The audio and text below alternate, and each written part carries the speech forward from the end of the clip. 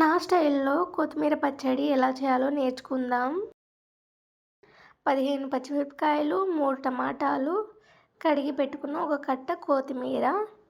ఇప్పుడు ఒక కడాయిలో ఆయిల్ పోసుకొని కొత్తిమీరని ఫ్రై చేసుకోండి మంచిగా. సిమ్‌లో ఫ్రై చేసుకోండి ఫ్రెండ్స్, లేకపోతే టేస్ట్ మంచిగా ఉండదు. చూడండి, ఆయిల్ బయటికి వెళ్ళేలాగా ఫ్రై చేసుకోండి. కొత్తిమీరలోంచి వాటర్ బయటికి వస్తూ ఉంటుంది. వాటర్ అంతా ఎగిరిపోయేలాగా ఫ్రై చేసుకోండి. ఇప్పుడు ఈ కొత్తిమీరని సపరేట్ చేసుకుందాం. అదే ప్యాన్లో కట్ చేసి పెట్టుకున్న పచ్చిమిరపకాయలని ఫ్రై చేసుకుందాం.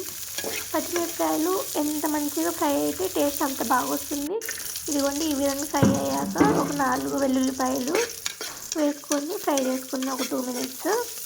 ఆ తర్వాత తీసేసి టమాటా వేసుకొని దానిపైన ఉప్పు వేసుకుందాం ఫ్రెండ్స్.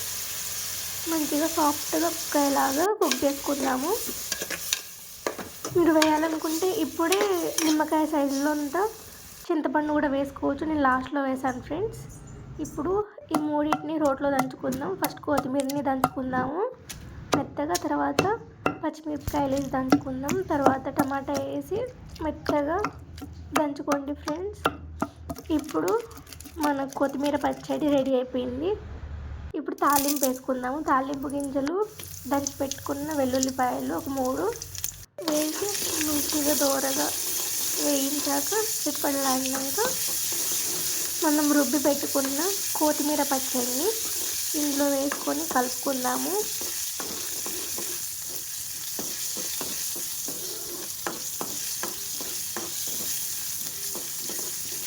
చూడండి ఫ్రెండ్స్, తాలింపు గింజలు మంచిగా ఫ్రై అయిపోయినాయి.